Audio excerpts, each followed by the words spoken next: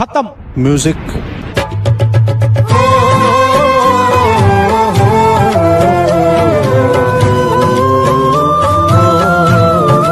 यानी Delhi medical association doctors पहुंच गए सीधे कोर्ट में और कोर्ट के अंदर दोनों तरफ से दलील दी गई, वो मैं आपको दिखाने जा रहा हूं। ये देखिए डॉक्टर्स ने क्या कहा कोर्ट में, सबसे पहले जरा ध्यान से सुनिएगा।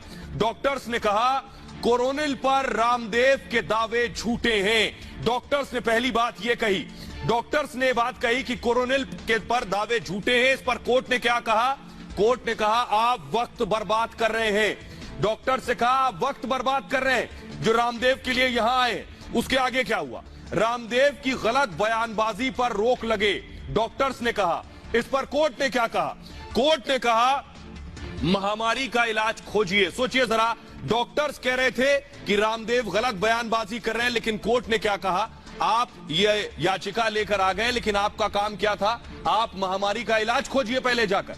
डॉक्टर्स ने कहा एलोपैथ को नुकसान हो रहा है, डॉक्टर्स ने कोर्ट के सामने कहा एलोपैथ को नुकसान हो रहा है, तो कोर्ट ने क्या कहा, एलोपैथ इतना कमजोर नहीं है कि एलोपैथ को नुकसान हो जाए किसी के कहने से। डॉक्टर्स ने कहा रामदेव एलोपैथ को नकली बता रहे हैं। इस पर कोर्ट ने क्या कहा, यह रामदेव की राय है। यानी डॉक्टर्स ने कहा कि रामदेव एलोपैथ को नकली बता रहे हैं, तो कोर्ट ने कहा यह रामदेव की राय है, इसमें मैं कुछ नहीं कर सकता, यह कोई भी राय रख सकता है और हर शख्स यहां स्वतंत्र है। इस पर कोर्ट ने कहा अगर आपको ऐतराज है इस पर तो आप PIL दायर करें, आप पब्लिक इंटरेस्ट लिटिगेशन दायर करें, यह कोर्ट ने कहा। उसके बाद डॉक्टर्स ने कहा रामदेव कोरोनिल को कोरोना इलाज बता रहे हैं। यानी डॉक्टर्स ने कहा जो रामदेव की दवा है कोरोनिल, रामदेव कह रहे हैं इससे कोरोना ठीक हो जाएगा।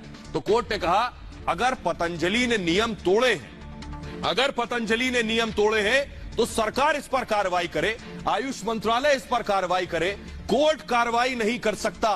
कोरोनिल अगर कोरोना का इलाज नहीं है तो सरकार स्वतंत्र है कार्रवाई करने के लिए। आप डॉक्टर आखिर क्यों मशाल उठा रहे हैं इस मामले में, कोर्ट ने सीधे सवाल पूछा।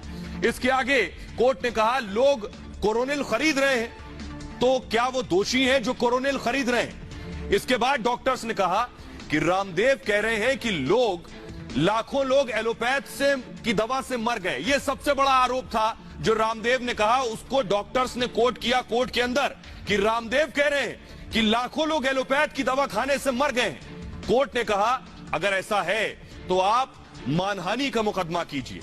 अगर रामदेव झूठ बोल रहे हैं, रामदेव कहते हैं कि डॉक्टर्स मूर्ख हैं, यानी रामदेव कहते हैं कि हम मूर्ख हैं, ये कहा डॉक्टर्स ने, तो कोर्ट ने कहा रामदेव एक व्यक्ति है और इस नाते रामदेव कोई स्वतंत्र राय रख सकते हैं। आगे डॉक्टर्स ने कहा कि एलोपैथ दिवालिया विज्ञान है, यानी डॉक्टर्स ने कहा यह रामदेव का कहना था कि एलोपैथ दिवालिया विज्ञान है। इस पर कोर्ट ने कहा रामदेव की एलोपैथ में आस्था नहीं है, रामदेव की आस्था जो है वो योग और आयुर्वेद में है। डॉक्टर्स ने कहा 600 वॉरियर्स की मौत हो चुकी है, हमारे 600 डॉक्टर्स मारे जा चुके हैं और रामदेव कह रहे हैं हम दिवालिया हैं, रामदेव कह रहे हैं हम मूर्ख हैं। इस पर कोर्ट ने कहा कि रामदेव योग और आयुर्वेद में यकीन रखते हैं, उनका यकीन एलोपैथ में नहीं है, ये उनकी व्यक्तिगत राय हो सकती है। तो डॉक्टर्स ने कहा कि रामदेव हमारा अपमान कर रहे हैं। तो कोर्ट ने कहा रामदेव दरअसल योग और आयुर्वेद पे यकीन रखते हैं, वो सही है या गलत है वो जानते हैं, मैं तय नहीं कर सकता हूं कि रामदेव सही है या गलत है। लेकिन रामदेव, बेशक कोर्ट ने कह दिया है कि रामदेव अब कोई बयान न दें, न डॉक्टर्स पर न एलोपैथ पर, लेकिन इससे पहले रामदेव हमला कर चुके थे। रामदेव का अगला हमला देखिए जरा, रामदेव ने आज कह दिया कि मेडिकल टेररिज्म यानी मेडिकल आतंक पर बाबा रामदेव ने हमला कर दिया। बड़ी चीज यह कि बाबा रामदेव अभी भी रुके नहीं है, बार बार वो हमला कर रहे हैं, वो कह रहे हैं मेडिकल टेररिज्म। आइए आपको बताते हैं कि बाबा ने मेडिकल टेररिज्म किसे कहा है, ये आपको सुनवाए, लेकिन पहले सुनिए जरा रामदेव क्या कह रहे हैं इस मेडिकल आतंक पर। मॉडर्न मेडिकल साइंस बोलो, इसको एलोपैथी बोलो, इसमें बहुत बड़ा घोटाला है। इसको ड्रग माफिया बोलो, इसको फार्मा माफिया बोलो, इसको मेडिकल माफिया बोलो, इसको मेडिकल टेररिज्म बोलो, मेडिकल अनार्की बोलो।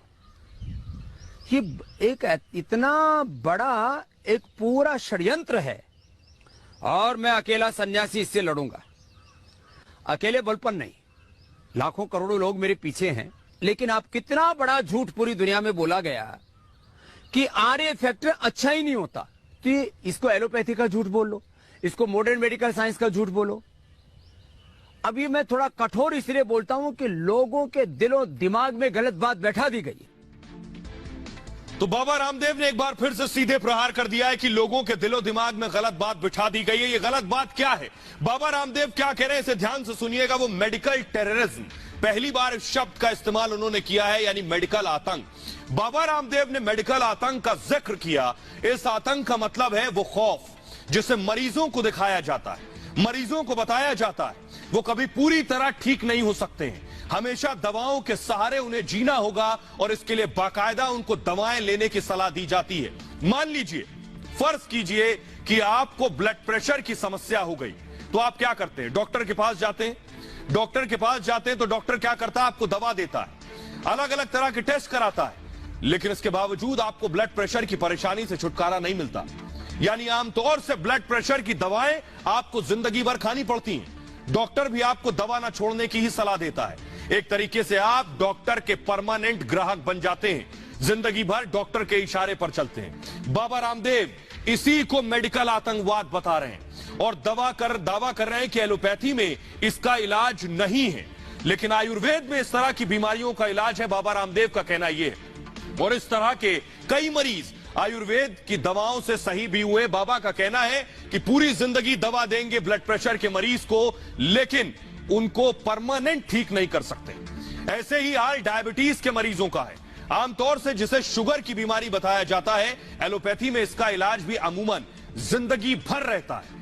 अलग अलग तरह की दवाएं दे दी जाती हैं, खाने का परहेज बताया जाता है, शुगर लेवल को काबू रखने के लिए इंसुलिन के इंजेक्शन तक लेने पड़ते हैं। लेकिन बाबा रामदेव का दावा है कि आयुर्वेद में डायबिटीज का 100% इलाज है, और ऐसा इलाज जो इस बीमारी को जड़ से उखाड़ कर फेंक देगा।